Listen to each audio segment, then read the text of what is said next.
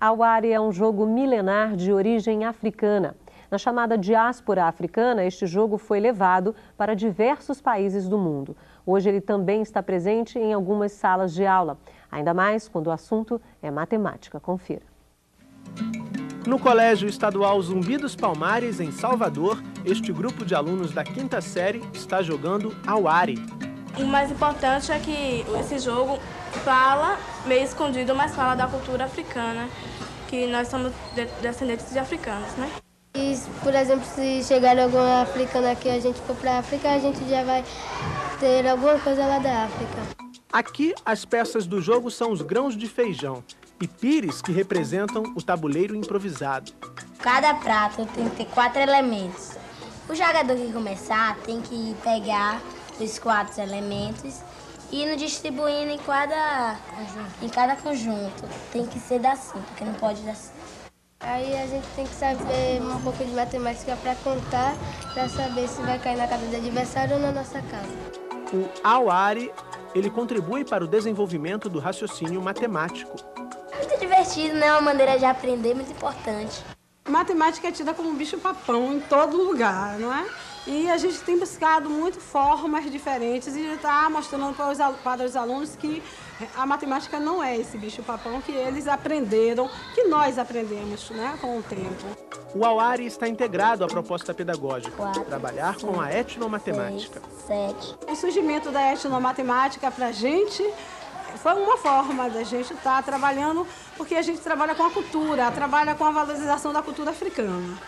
E isso é importante, uma vez que a escola nós temos 99% de alunos negros. E aí eles se trabalhar matemática, sabendo que está trabalhando com a cultura deles, já é uma forma fácil de chegar aos alunos. Segundo a professora e pesquisadora Eliane Costa, o trabalho com a matemática deve ser planejado de acordo com a cultura dos alunos. Se for jogar, eu pego os 4 elementos e vou distribuindo cada pires. Quando a gente fala de uma afroetnomatemática, é para que se perceba que essa matemática, onde não traduz a linguagem dos negros, é que faz com que eles não se identifiquem. Então, quando se fala de uma matemática que traduz a linguagem do negro, quando se fala uma matemática que é identitária, não tem como. É trabalhar a diversidade em sala de aula. Esse que é o propósito do afroetnomatemática.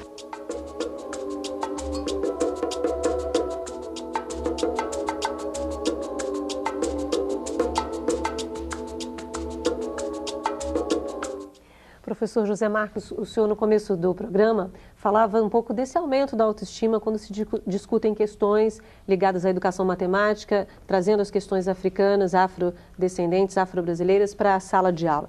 Que estratégias o senhor desenvolve lá no Colégio Municipal Zelita Rocha e que são atividades voltadas para essas questões? Olha, lá em Macaé, embora eu trabalhe com alunos do nível médio, mas nós também, eu observo muito lá a grande diferença dos alunos de Macaé com os alunos daqui do Rio, porque a maioria deles são de várias regiões do Brasil. Uhum. Tá? E a maioria vem mais do Norte e Nordeste, porque devido a Petrobras, né? As plataformas em Macaé. Tá. Então, a gente recebemos alunos de vários locais do Brasil e com vários tipos de cultura.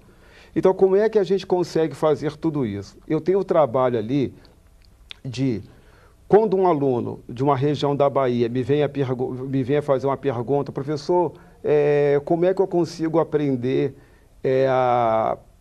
progressões aritméticas? Que eu tive dificuldade, não consegui aprender, não consigo enxergar. Então, vamos para a tua realidade? Como é que você vivia como é que você faz onde é que você morava lá? Você não morava numa vila, não tinha casa 1, casa 2 e casa 3 de um lado. Como é que você faria isso? Como é que era aquelas sequências de número na tua casa? Não era assim? 1, 3, 5, 7? Não é assim que você faz? Ah, é assim, sim. E agora vem cá. Quando você quer descobrir a razão, como é que você descobre a razão? Você não volta, não pula uma casa? Né? Se você quiser saber a razão, que aquela casa menos a outra, não vai dar o quê? Não vai dar um número que você precisa? Realmente é isso mesmo. Então, eu costumo colocar para o aluno que a partir da vivência dele, da realidade dele, ele consegue aprender isso. E ele consegue o quê? Pensar. Porque a matemática não é difícil. O aluno tem que pensar e tem que ter alguém para ajudar ele a descobrir o caminho. E como a cultura africana está completamente presente na cultura brasileira, afro-brasileira, essas questões surgem dessas realidades. Da realidade do próprio aluno, do próprio meio que ele convive, com a própria experiência de vida dele. Uma ida no mercado, como é que ele pode saber alguma coisa? Vai no mercado, faz uma pesquisa de mercado, faz uma comparação de preço. Dali você pode até traçar os seus gráficos. Tá certo. A gente tem uma participação agora nesse segundo bloco, que é da Maria José do Maranhão. Olá, Maria José. Olá, boa noite. Sou Maria José Barreto, do Teleposto de Bacabal, Maranhão. O que o educador pode fazer para minimizar o problema do racismo dentro da escola, sem atingir psicologicamente as crianças negras? Boa noite e obrigada. Muito obrigada, Maria José, você também, por essa participação. Professor Henrique. Bom, o educador pode agir de diversas maneiras. Normalmente, o que acontece é que há um silêncio por parte da escola, há um silêncio por parte dos educadores quando se trata de racismo. Então, eu acho que a primeira coisa é não manter o silêncio, é levar a consequência das discussões, é tomar a parte fraca da discussão e reforçá-la com exemplos positivos. Eu sempre falo um exemplo, minha mãe era educadora, ela dava aula numa situação que tinha uma favela próxima e sempre havia aquelas questões, por exemplo, do racismo surgir, um aluno falando, fulano é macumbeiro, né? E aquele aluno se sentia oprimido, se sentia reduzido. E a minha mãe chegava simplesmente e dizia, eu também sou macumbeira, né? Então, só dela ter assumido uma característica, e ela é católica, fervorosa e tudo mais, mas ela assumia a característica e depois ela levava a discussão do que estava se discutindo ali, o que significava um aluno insultar o outro a partir de um referencial cultural preconceituoso. Então, há uma necessidade da intervenção, há uma necessidade de não deixar, isso é coisa menor, isso é coisa que não tem importância, isso é coisas que são das crianças, se diz, né? Não, isso é um problema sério e os educadores têm que encarar que esse problema pode fazer com que aquela criança desista da escola. Eu tenho um exemplo no Recife. Uma criança, ela diz textualmente, fui chamado de macaco e nunca mais fui à escola. Ela desistiu da escola porque nessa coisa de ser chamado de macaco, repetitivamente pelos colegas, não houve a ação efetiva da professora, do professor, de discutir a questão. Então, fundamental que se discuta o que está em jogo. A gente tem uma pergunta que vai pelo mesmo caminho do NTE de Anápolis, em Goiás. Diz que, segundo o texto, há um grande fracasso no aprendizado dos cursos de matemática nas escolas e isso fica imputado à população à população negra e não à ineficiência do sistema educacional.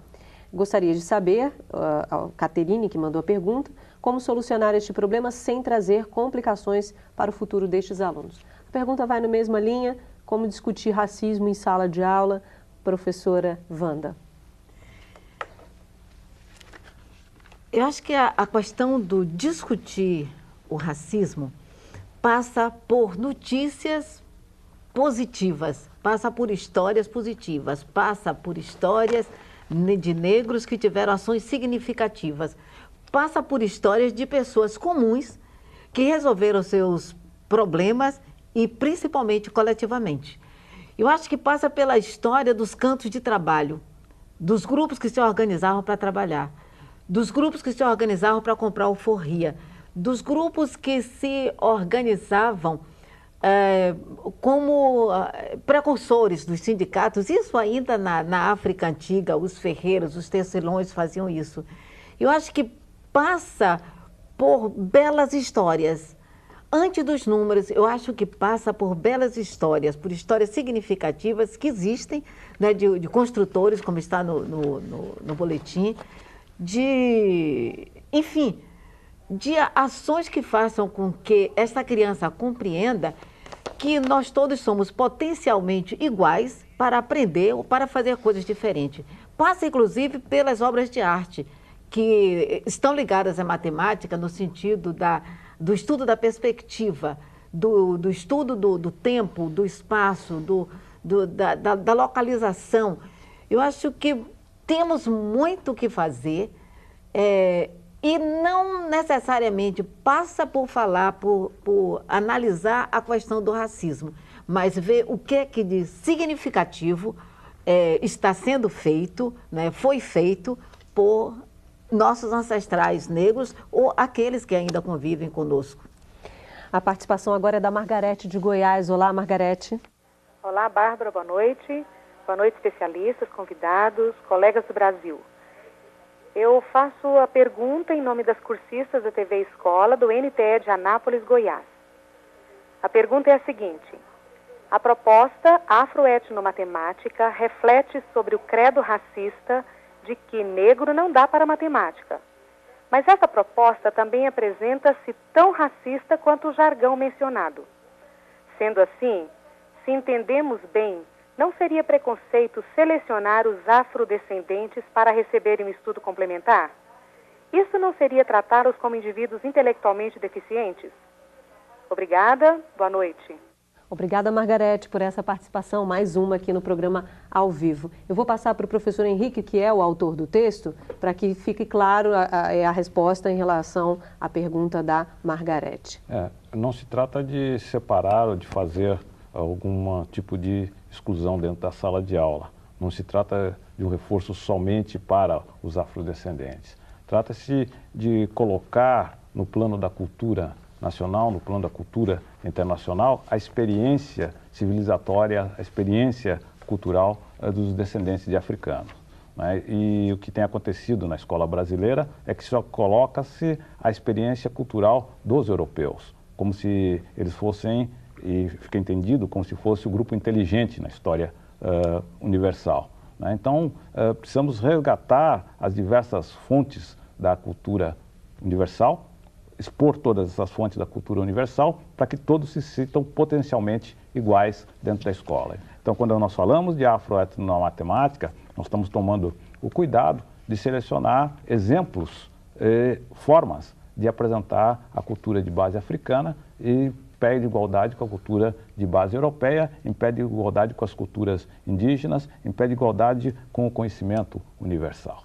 A gente está, para ficar claro, a gente está desde o começo da série discutindo a questão da lei 10.639, que torna obrigatório o ensino da história, cultura africana e afro-brasileira nas escolas públicas. E pelo que me parece, obviamente já foi discutido aqui, é para todas as crianças, escola pública como um todo, brancas, negras, indígenas, de origem europeia, inclusive.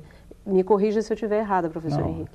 É perfeito. A abordagem é a inclusão desse conhecimento junto aos demais conhecimentos e os conhecimentos também das outras matrizes culturais, para que todos sejam dignos perante a cultura nacional, porque todos pareçam como produtores dessa cultura nacional, como todos pareçam como produtores do pensamento e da cultura internacional.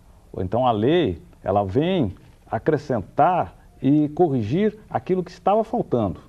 Ela vem colocar um conhecimento que era negligenciado e que fazia com que um conjunto da população se sentisse deprimido. Ainda outra pergunta do pessoal de Anápolis: quando comparamos o ensino de matemática com o de informática, não estamos complicando mais ainda o estudo desta disciplina para as pessoas que já trazem um rótulo, ela pôs entre aspas, de que negro não é para matemática? Professor José Marcos. Não, não é bem assim. Olha, a matemática sempre foi vista, tá? O bicho-papão. Quem é, desde o branco ao negro, todos têm dificuldade, tem medo de matemática. O que ocorre? Ocorre que, na grande maioria, o aluno não consegue e não quer dar uma paradinha para pensar. Hoje em dia, o aluno já quer tudo pronto. E na informática também, hoje em dia, ele também já quer tudo pronto. Eu vejo isso aqui na FATEC, no Rio de Janeiro, também. Quando eu dou aula de Excel, o aluno já quer que eu coloque para ele a fórmula para ele fazer o cálculo de uma operação dentro de uma planilha. Não é assim. Eu faço ele pensar, vamos voltar para a matemática. O que você quer calcular? Vamos pensar. Eu acho que o que está faltando nos nossos alunos é ele parar e pensar. Hoje em dia eles querem tudo pronto, não querem pensar. Quer que o professor passe o exercício no quadro e faça para ele só copia para o caderno. Como ele conseguiu descobrir aquele resultado? E uma maneira que eu bem gosto de fazer com meus alunos é o seguinte: você encontrou aquele seu resultado, você criou aquele seu resultado. Eu deixo com que o aluno dê a resposta a partir daquilo que ele criou. Eu não quero que ele siga somente que 2 vezes 2 dá 4. Não, eu quero que ele busque também uma outra forma dele resolver aquela questão. E eu aceito, porque ele usou uma lógica, porque ele pensou. Ele tem um outro tipo de raciocínio, sem ser aquele que já está taxado pelos livros didáticos. Como disse a professora Wanda, a matemática está em tudo, está nas relações. Não dá para também ter informática sem matemática. Não dá, não dá. E se ele quiser fazer a informática, ele vai precisar um pouco, não é bem da matemática, é do conhecimento, de como ele vai agir para poder fazer aquilo. É da construção desse conhecimento. Ok. Rosimeiro do Tocantins, olá. Boa noite. Sou a cursista Rosimeire, do Teleposto da Escola Estadual Comendador Padre Fleury de Pedro Afonso, Tocantins, com a orientação da coordenadora Alderina Xavier Costa. Se fosse possível, queria uma sugestão prática para trabalhar com crianças de 1ª a 4ª série, numa apresentação, numa feira multidisciplinar, onde o tema é consciência negra. Obrigada. Obrigada, Rosimeire, por essa participação. Volte mais vezes aqui no Ao Vivo, tá bom? Professora Wanda? Bom, eu falo de uma escola de música, de uma escola onde a música, onde a dança, onde o teatro é essencial para a educação matemática. Eu imagino que o teatro na feira seria de grande valia. Seria um trabalho onde textos poderiam ser criados, eu imagino, onde seria discutido valores, onde poderia se discutir ética, onde poderia ser discutido a própria matemática, né, enquanto relação matemática mesmo, né, enquanto relação com os números, com preços, com... O mercado, na realidade, a feira é uma ideia excelente, né? A feira tem muita importância para o africano. A feira, ela é onde se prolonga o convívio, né? Há uma curiosidade, talvez, que a Semana Iorubana ela só tem 5 dias.